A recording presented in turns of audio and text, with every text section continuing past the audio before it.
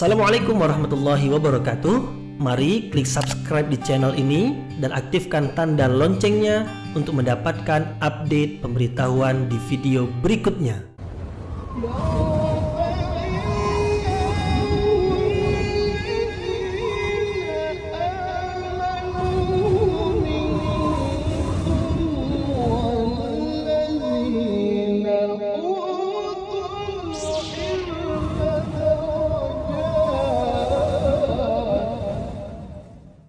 A'udzu billahi minasyaitonir rajim. Bismillahirrahmanirrahim. Assalamualaikum warahmatullahi wabarakatuh. Alhamdulillahirabbil alamin wa bihi nasta'inu ala umurid dunya waddin. Nasta'inuhu wa nastaghfiruh wa na'udzu billahi min syururi anfusina wa min sayyiati a'malina. فَمَنْ يَهْدِهِ اللَّهُ فَلَا مُضِلَّ لَهُ وَمَنْ يُضْلِلْ فَلَا هَادِيَ لَهُ أَشْهَدُ أَنْ لَا إِلَهَ إِلَّا اللَّهُ وَحْدَهُ لَا شَرِيكَ لَهُ وَأَشْهَدُ أَنَّ مُحَمَّدًا عَبْدُهُ وَرَسُولُهُ لَا نَبِيَّ بَعْدَهُ أَمَّا بَعْدُ. Kita bersyukur kepada Allah Subhanahu wa taala yang masih melimpahkan rahmat dan nikmat-Nya. Kita bersyukur dengan mengucapkan Alhamdulillahirabbil alamin. Tidak lupa pula bersalawat kepada Rasulullah dengan mengucapkan Allahumma salli ala Sayyidina Muhammad wa ala ali Sayyidina Muhammad. Dan bersalam kepada Rasulullah dengan mengucapkan Assalamu alayka ya Rasulullah. Alhamdulillah kita dapat kembali meneruskan pengajian tafsir ayat-ayat suci Al-Quran yang insyaAllah kita akan teruskan kepada ayat yang ke-148 dan 149 dari surah An-Nisa yang merupakan dua ayat pertama dari juz yang ke-6. Alhamdulillah kita sudah menyelesaikan 5 juz pertama dari Al-Quran, dan pada kesempatan ini kita akan teruskan kepada juz yang ke-6 dari 30 juz yang terdapat di dalam Al-Quran. Dua ayat yang pertama yang akan kita bahas dalam kesempatan ini adalah tentang larangan Allah Subhanahu wa taala kepada orang-orang beriman supaya jangan mengeluarkan ucapan yang buruk. Apabila larangan dari Allah berarti tidak dibenarkan mengeluarkan ucapan yang buruk, atau adalah haram hukumnya mengeluarkan ucapan yang buruk. Tidak dibolehkan. Sebab ucapan yang buruk itu adalah ucapan yang dimurkai oleh Allah Subhanahu wa taala. Allah Subhanahu wa taala di dalam ayat ini menerangkan tentang pelarangan tersebut melalui, nanti kita akan mengkajinya dari sisi tafsir, yaitu melalui salah satu bentuk pelarangan. Biasanya Allah melarang dengan mengatakan jangan, tetapi dalam ayat ini Allah melarang dengan mengatakan Allah tidak menyukai. Nah, perkataan Allah tidak menyukai ia adalah salah satu bentuk penyampaian di dalam melarang. Nanti kita akan bahas insyaAllah lebih lanjut tentang bentuk penyampaian yang seperti ini, yang membawa makna bahwasanya orang-orang beriman mesti senantiasa berfikir di dalam mengeluarkan kata-kata, dan mesti memastikan setiap kata-kata yang dikeluarkan adalah ucapan-ucapan yang baik, yang terpuji. Dan di dalam ayat ini juga diterangkan dalam keadaan tertentu dibolehkan, yaitu dalam keadaan seseorang itu dianiaya oleh orang lain dengan perkataan yang buruk, dengan ucapan yang buruk. Maka dalam keadaan teraniaya dengan ucapan yang buruk dari orang lain, ia boleh membalas dengan ucapan yang buruk yang seperti itu. Tujuannya adalah untuk membela diri atau sebagai peringatan bagi orang yang melakukan perbuatan yang tercela, yaitu mengeluarkan ucapan yang buruk, dibalas dengan ucapan yang buruk. Tujuannya sebagai pukulan terhadap perbuatan buruk yang telah dilakukan. Berarti hukum asal dari mengeluarkan ucapan yang buruk adalah haram, tidak dibolehkan. Kemudian menjadi boleh dalam keadaan tertentu, yaitu di dalam ayat ini disebutkan dalam keadaan dianiaya, dizalimi. Allah Subhanahu wa taala melanjutkan apa yang telah diterangkan di ayat yang ke-148, di ayat 149, bahwasanya memaafkan adalah lebih baik dari membalas ucapan yang buruk dengan ucapan yang buruk. Dibolehkan membalas dengan ucapan yang buruk apabila seseorang itu dalam keadaan dianiaya, tetapi memaafkan adalah lebih baik, karena perbuatan memaafkan adalah perbuatan yang mulia, sebab perbuatan memaafkan adalah perbuatan Allah Subhanahu wa taala yang maha mulia. Jadi apabila Allah maha pemaaf, banyak orang-orang yang melakukan kesalahan, melakukan perbuatan yang buruk dan keji, melanggar dan melakukan kemaksiatan, Allah yang maha pemaaf memaafkan mereka, padahal Allah mampu untuk membalas dengan mengazab dan menyiksa mereka, tetapi Allah memaafkan mereka. Maka sepatutnya orang-orang beriman apabila mampu pula untuk memaafkan adalah lebih baik, karena mereka telah mencontoh, telah mengikuti sifat mulia yang ada pada Allah. Mengikuti sifat mulia yang ada pada Allah menjadikan seseorang menjadi hamba yang mulia pula. Jadi dua ayat ini adalah menerangkan tentang akhlak mulia, yaitu tentang memaafkan orang lain yang melakukan kesalahan kepada kita, khususnya di dalam mengeluarkan ucapan yang buruk terhadap kita. Meskipun dibolehkan untuk membalas dengan ucapan yang buruk untuk tujuan membela diri dan untuk menjadikan orang yang melakukan itu mendapat peringatan, meskipun dibolehkan, tetapi memaafkan adalah lebih baik karena ia berkaitan dengan akhlak yang mulia, yaitu akhlak yang dicontohkan sendiri oleh Allah yang maha mulia. Jadi dua ayat ini adalah menerangkan tentang akhlak mulia, khususnya adalah di dalam mengucapkan ucapan. Ada ucapan yang baik, ada ucapan yang buruk. Ucapan yang baik adalah yang dibenarkan oleh syariat. Ucapan yang buruk adalah ucapan yang tidak dibenarkan oleh syariat.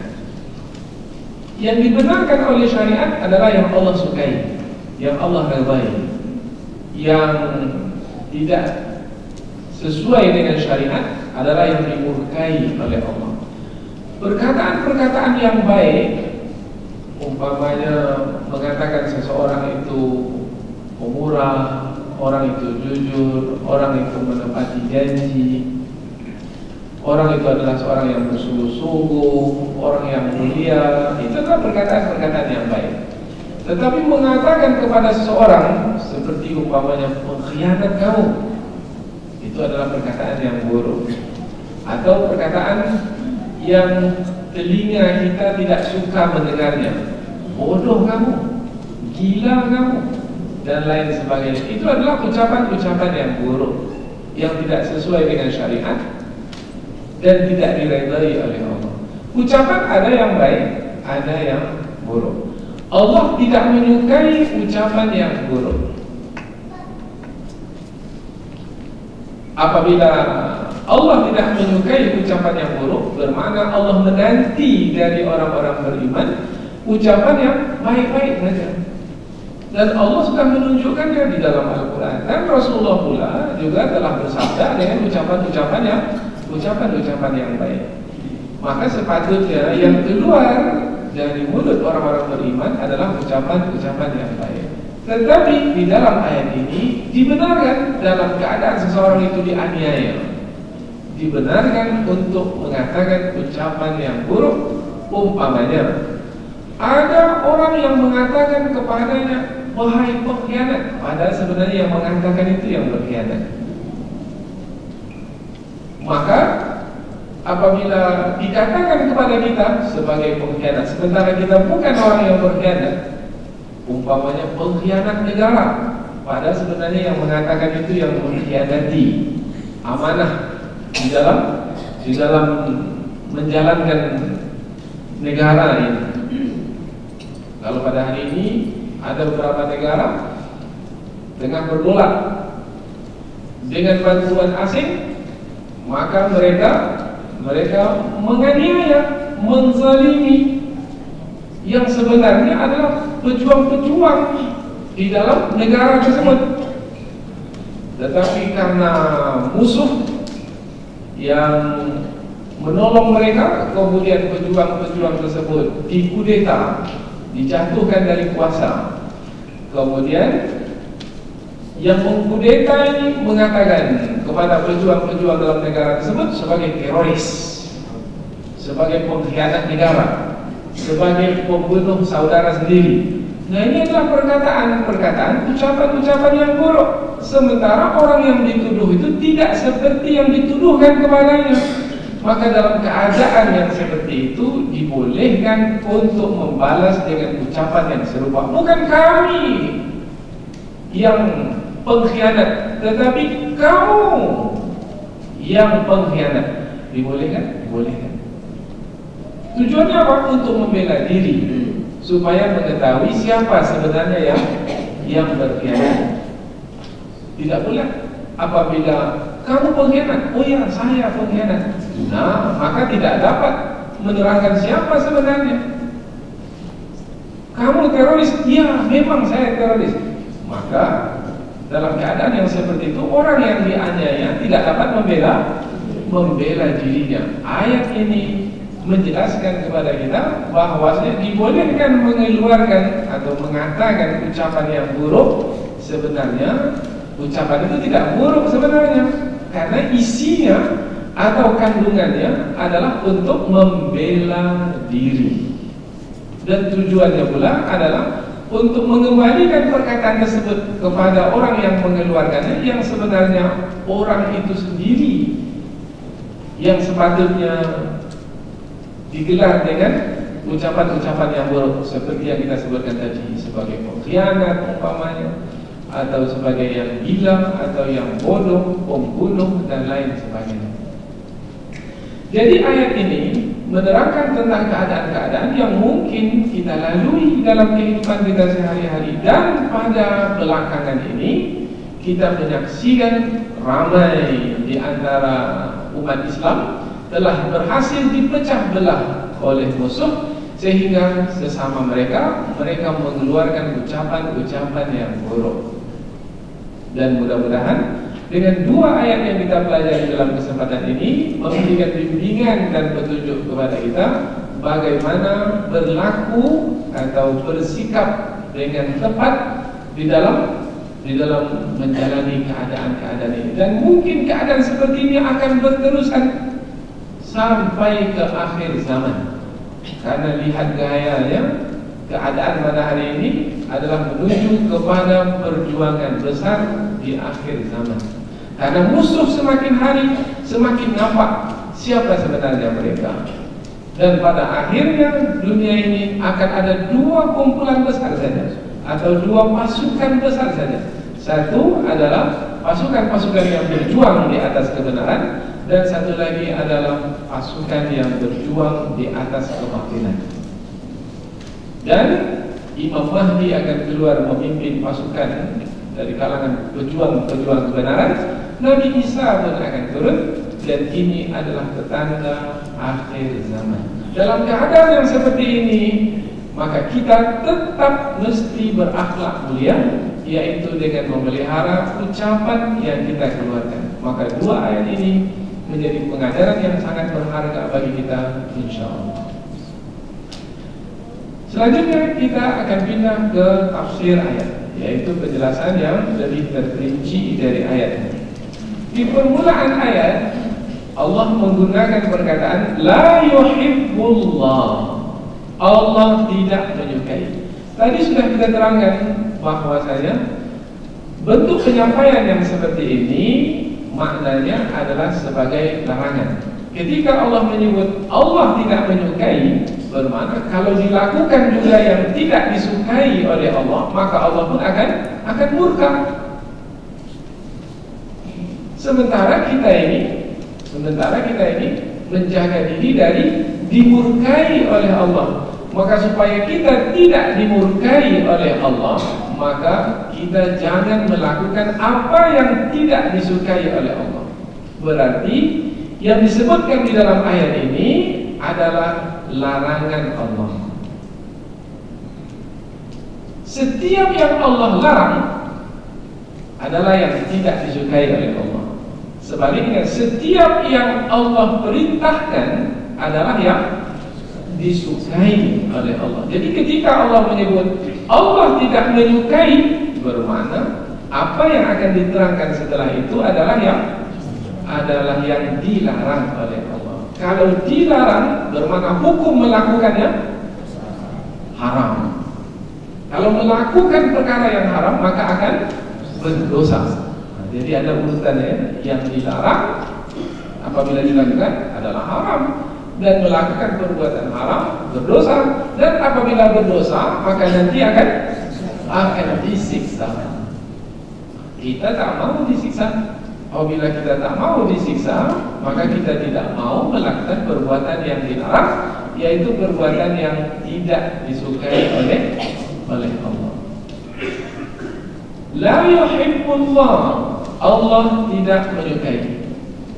Al-jahra, al-jahra maknanya perkataan yang terus terang. Yang terus terang yang dimasukkan di sini boleh jadi perkataan itu dikeluarkan langsung sehingga dapat didengar. Satu. Tafsiran yang kedua adalah terus terang, adalah perkataan itu dikatakan bukan hanya kepada orang yang dijadikan sasaran, tetapi disampaikan kepada masyarakat banyak. Umpamanya dia mau mengeluarkan ucapan yang buruk kepada seseorang yang ada di dalam kelas ini. Dia tidak sampaikan kepada orang itu saja, tapi dia sampaikan kepada semua orang dalam kelas ini. Bermakna dia telah mengeluarkan ucapan yang buruk dengan terang. Atau juga orang itu tak ada di sini. Yang disebut sebagai pengkhianat itu tidak ada di sini, tetapi dia menyebutnya di sini sehingga diketahui oleh orang ramai tentang orang yang dituduh itu. Ini pun juga disebut sebagai al-jahra, yaitu mengeluarkan ucapan yang buruk secara terang, secara nyata, sehingga diketahui oleh orang banyak. Dan termasuk ke dalam makna al-jahra adalah memberitakan seseorang dalam berita. Sekarang kan berita itu dikuasai oleh orang tertentu. Umpamanya TV dikuasai, radio dikuasai. Maka dikatakan pemimpin si fulan itu adalah teroris dalam berita. Itu adalah al-jahra yang dilarang oleh Allah. Padahal sebenarnya orang yang dimaksudkan adalah pejuang sebenarnya, pembela kebenaran. Tetapi karena saluran TV itu dikuasai oleh orang yang zalim, maka melalui berita orang yang baik, orang yang jujur, orang yang benar, pejuang itu disebut dengan ucapan yang buruk. Pada hari ini ucapan-ucapan itu banyak sekali. Seperti yang saya sebutkan tadi, teroris lah, radikalis lah, fundamentalis lah, ekstremis lah, dan lain sebagainya. Ini adalah ucapan-ucapan yang buruk. Tujuannya adalah untuk menjauhkan manusia dari mereka. Itu mana al-jahra. Dan juga termasuk al-jahra pada kali ini, pada kesempatan ini, pada masa ini adalah dengan menyebut seseorang dengan ucapan yang buruk di Facebook. Karena Facebook itu akan dilihat oleh orang banyak, atau di Twitter. Masalah antara dia dengan dia saja, tetapi dimasukkannya ke Facebook, akhirnya ramai orang bertahu. Itu pun juga adalah al-jahra. Kalau ucapan yang buruk yang dikeluarkan, al-jahra bis-su'i minal qaul, yaitu ucapan buruk yang diucapkan dengan terus terang. Wah, ini sudah menyebarkan ucapan buruk kepada ramai orang. Allah tidak menyukai, bermakna perbuatan yang seperti itu dilarang. Kalau kita tidak suka kepada orang, jangan bawa ketidaksukaan kita kepada orang melalui ucapan yang buruk yang kita hebahkan, yang kita sebarluaskan di kawasan publik. Jangan sekali lagi. Kalau memang tak suka, diam saja. Diam saja.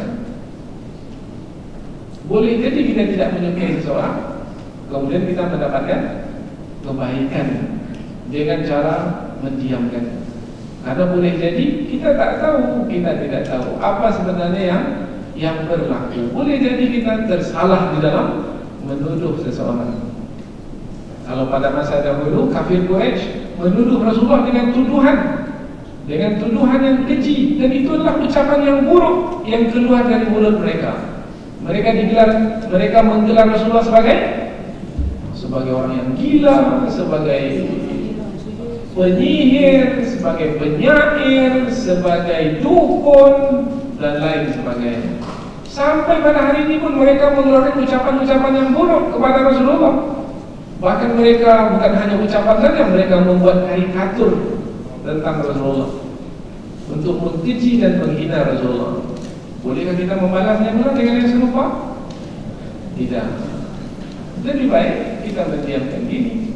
Nanti ayat yang kedua mengatakan lebih baik kita memaafkan perbuatan mereka yang tercela itu.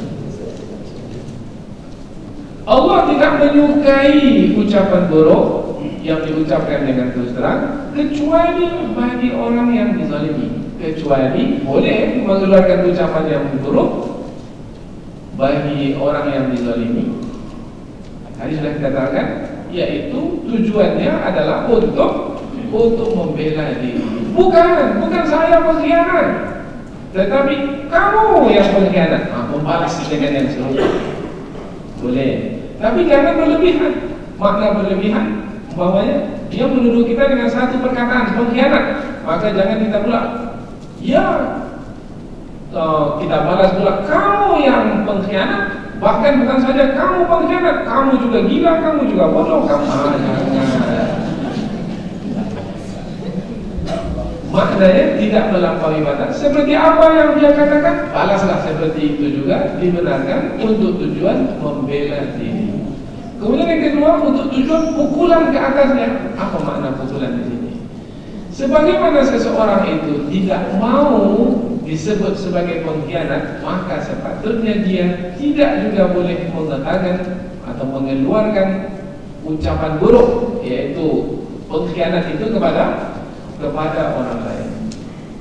Nah, apabila dia mengatakan, kemudian dikatakan pula kepadanya perkataan tersebut, maka ketika itu dia pun merasa, maka itu mungkin akan menjadi pukulan baginya. Oh iya, sedih juga rupanya dikatakan sebagai pengkhianat. Maka apabila tujuan kita membalas adalah untuk mengingatkan orang tersebut, dibolehkan apabila kita berada di pihak yang dizalimi.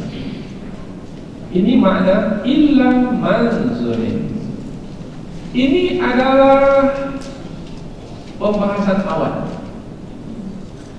yaitu hukum yang awal, yang asal tidak dibolehkan mengeluarkan ucapan yang buruk.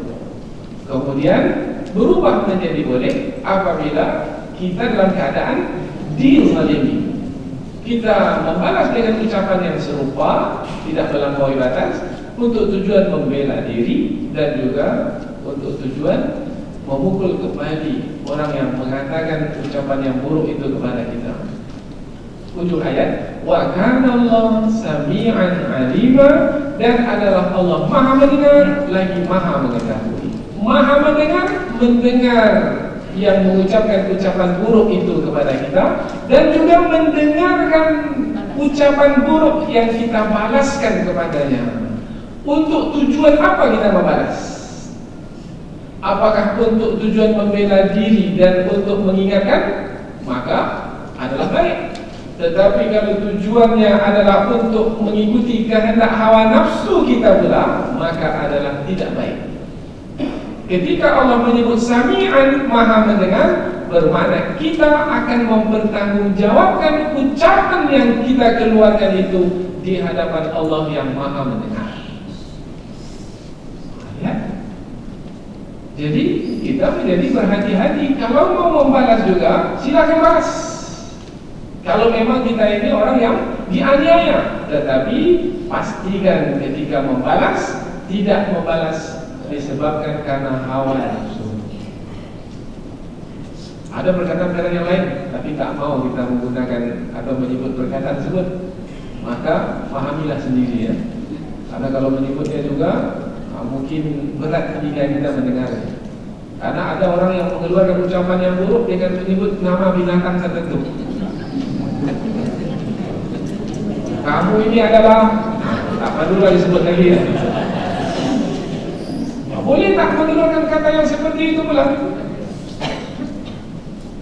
Padahal kita tahu ucapan itu ia keluarkan adalah sebagai bencinya kepada kita, sebagai dengkinya kepada kita, karena keangkuhan dan kesombongannya.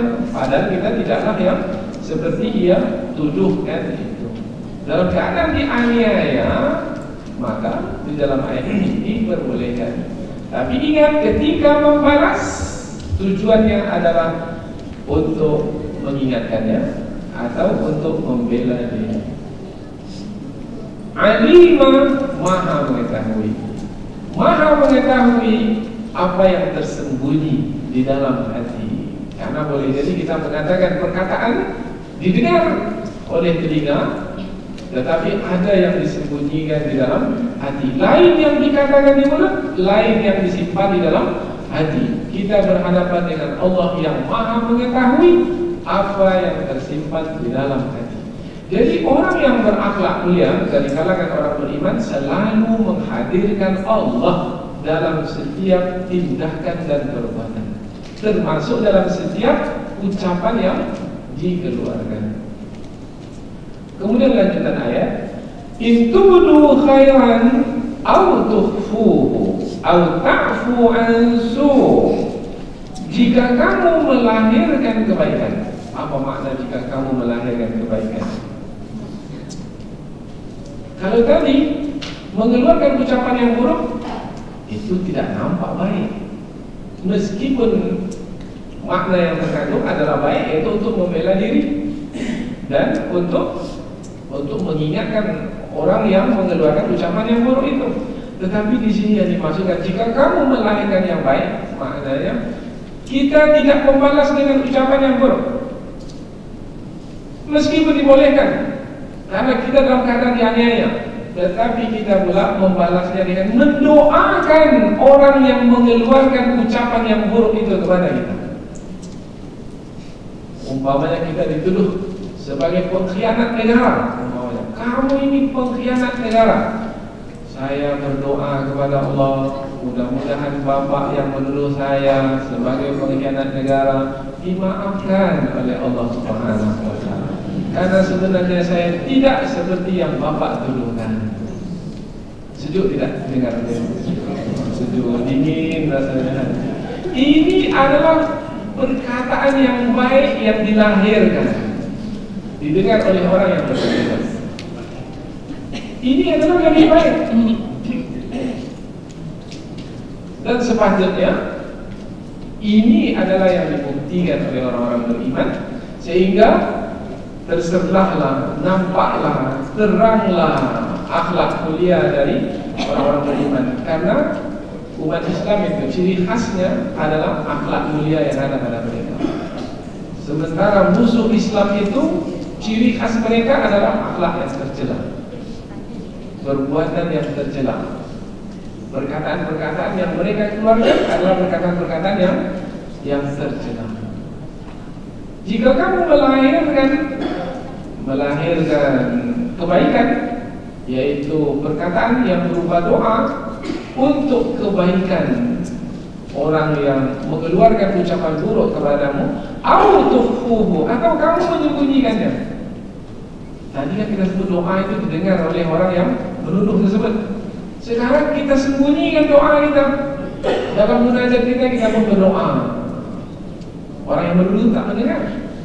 Atau kamu menyembunyikannya. Kita sembunyikan. Tak ada orang yang tahu.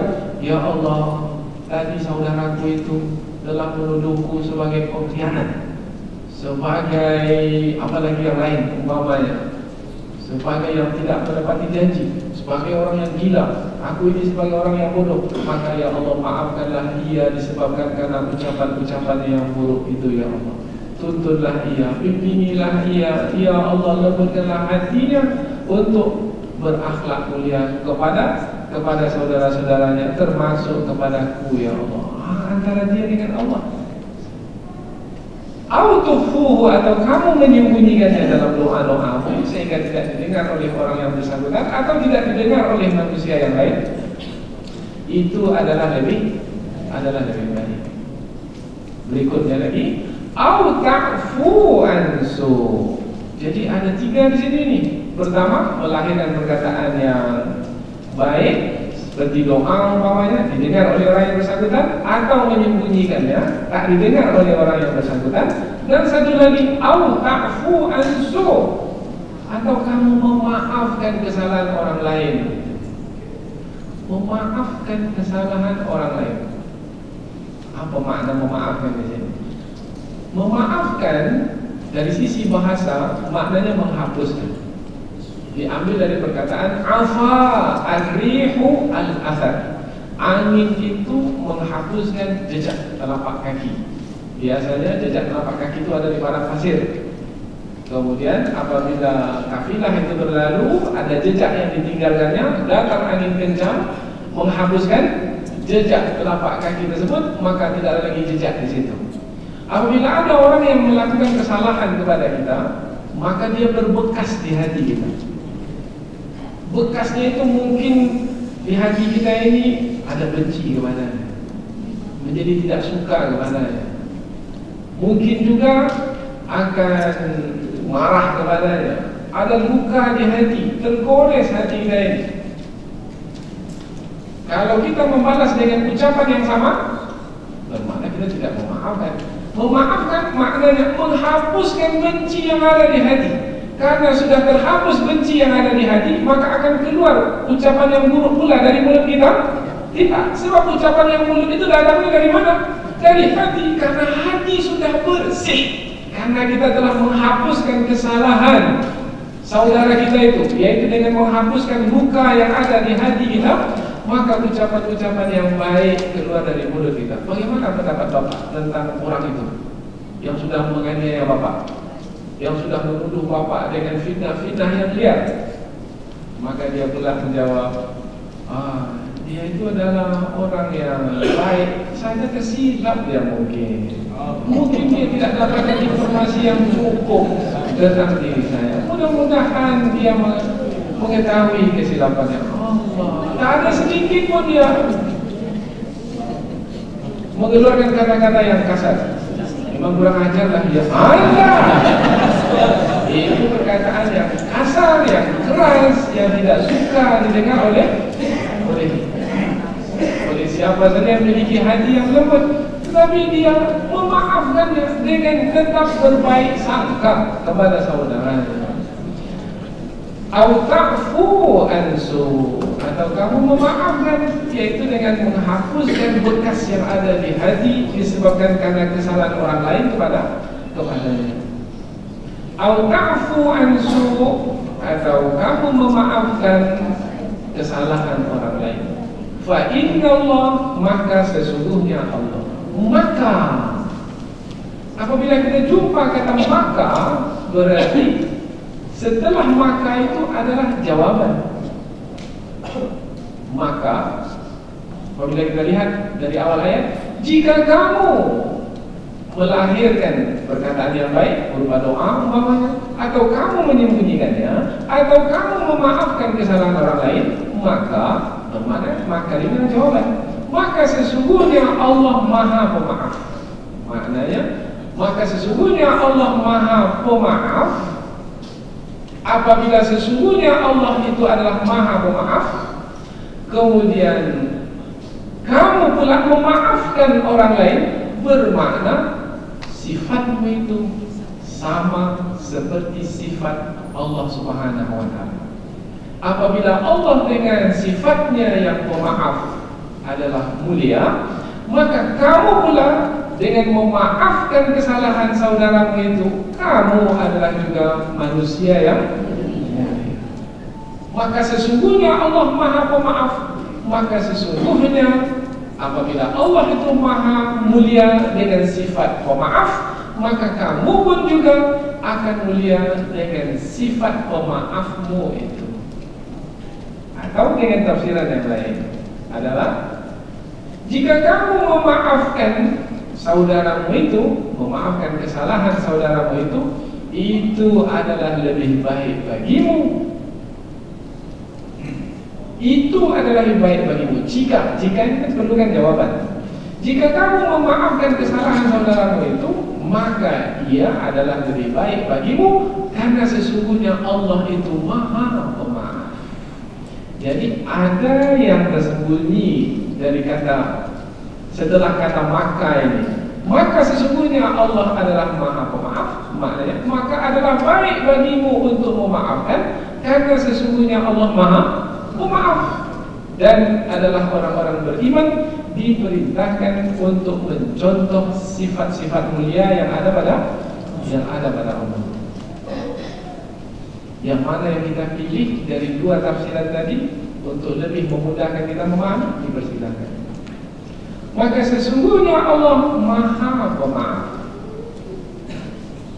Makna Allah Maha Pemaaf, Allah tidak membalas. Allah tidak membalas dengan azab dan siksaan. Meskipun Allah Subhanahu wa ta'ala mampu untuk membalas. Maka Allah lanjutkan dengan namanya yang kedua. Setelah afwan nama Allah Al-Afu, Allah Maha Pemaaf. Qadiran, Al-Qadir, Maha Kuasa. Kita kalau punya kuasa untuk membalas, ada orang yang bersalah kepada kita, mau pukul kita sekali, kita tak bersalah, dia dengan angkuh dan sombongnya mau pukul kita, dan kita punya kuasa untuk membalas, kita pukul atau tidak?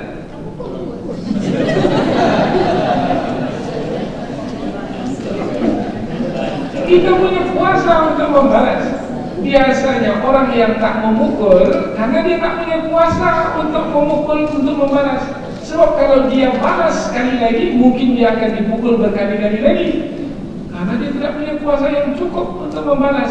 Maka biasanya orang yang tak membalas itu adalah karena dia tak punya kuasa yang cukup. Ketika dipukul sekali, sudahlah, tak apalah. Kalau saya balas nanti bertambah banyak saya dipukul. Biasanya begitu. Tetapi sekarang ini yang disunahkan oleh ayat, yaitu adalah luar biasa. Tadi biasa, adalah luar biasa.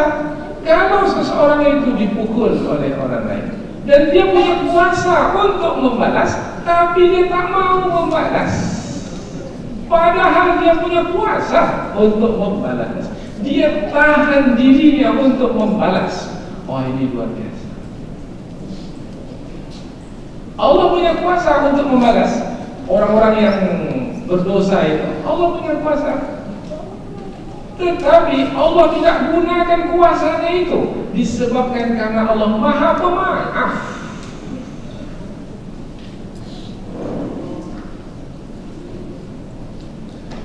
Bagaimana kita? Ada orang mengirim SMS kepada kita, isinya adalah cacian dan makian, ucapan yang buruk, cacian, makian. Apakah dalam kuasa kita untuk membalasnya kembali melalui kiriman SMS? Pulsa masih ada. Kecuali kalau tak ada pulsa, bermakna tak ada kuasa. Tak bisa membalas. Ini masih ada pulsa dan kita punya kuasa untuk membalas. Apakah kita akan membalas SMS tersebut? Kalau membalasnya dibolehkan seperti yang di awal tadi, tetapi itu bukanlah yang lebih baik. Yang lebih baik, lebih istimewa dan luar biasa adalah tidak membalas. Biarkan saja anjing itu menggonggong, kafilah terus berlanjut. Jangan jawab, karena ada peribahasa Arab mengatakan tarkul jawabi alal jahili jawabun. Tidak menjawab kepada orang yang bodoh itu adalah jawaban. Tidak menjawab kepada orang yang tidak mengerti itu adalah jawaban. Kalau kita jawab juga orang yang bodoh itu, maka kita pun juga ikut. Maka sudah jangan menjawab. Apakah dengan tidak menjawab kita menjadi lemah? Tidak. Apakah dengan tidak menjawab kita menjadi hina? Tidak. Maka Rasulullah pun bersabda dalam hadis riwayat Imam Muslim, hadis sahih, "Ma naqasat sadaqatun min mal." Tidak berkurang harta itu kalau disedekahkan. Harta tidak akan kurang disedekahkan, tapi ini tidak berkaitan dengan apa yang kita sampaikan tadi. Kemudian disebutkan, "Wa ma zadallahu bi 'abdan bi afwin illa izza." Dan Allah tidaklah menambah kepada orang yang memberi maaf kecuali yang Allah tambahkan kepadanya keperkasaan. Jadi orang itu bukan menjadi lemah dengan memaafkan, orang itu menjadi perkasa dengan memaafkan, karena Allah yang memberikan keperkasaan kepada orang yang memaafkan. Meskipun secara zahirnya dia tidak membalas, tapi dia adalah perkasa.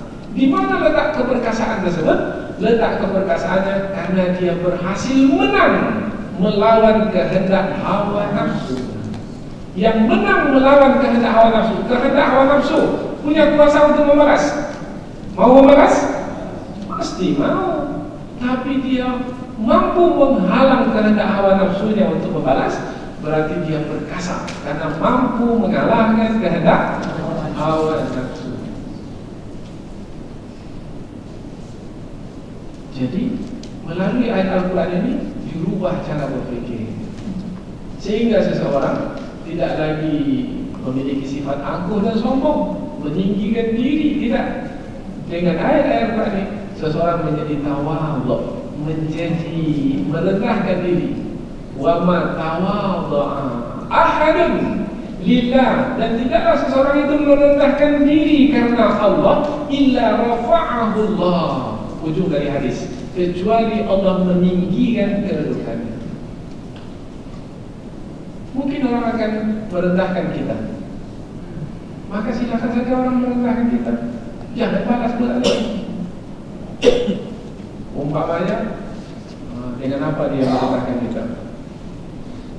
Cari sendirilah contohnya. Umpamanya seperti saya, umpamanya ada orang mengatakan LC apa itu? Ah sudahlah, LC lah, apalah. Karena masa LC seperti itu? Langsung cabut agaknya dia itu. LC langsung cabut. Itu ucapan yang buruk, yaitu merendahkan, menjatuhkan. Tapi jangan jawab pula, diam saja, apalah, maafkan saja. Kemudian kalau orang itu mengatakan depan kita berdoa, mudah-mudahan Allah Subhanahu wa Ta'ala membimbingmu dan mengampuni ucapan yang kamu keluarkan itu. Allah, sejuk hatinya, terdiam dia, mungkin malu dia, menyesal mengatakan perkataan. Atau umpamanya kita memaafkan, sudahlah, kita seakan-akan tidak mendengarnya sama sekali. Kalau kita dengarkan, bagaimana? Di hati itu semakin ada goresan di hati, ada benci di hati, maka nanti akan keluar perkataan yang sama seperti yang dikatakan. Kalau begitu, sama sajalah kita dengan dia. Maka ketika kita mampu menahan kehendak hawa nafsu kita, maka kita perkasa, kita mulia.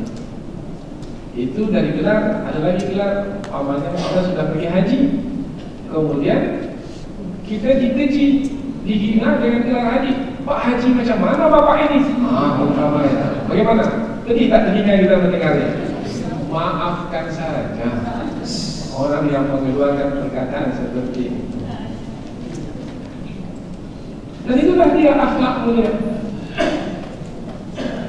Tidak akan lemah orang yang memaafkan, tidak akan hina orang yang memaafkan. Karena orang yang memaafkan itu sebenarnya adalah orang yang melakukan perbuatan yang disukai oleh Allah.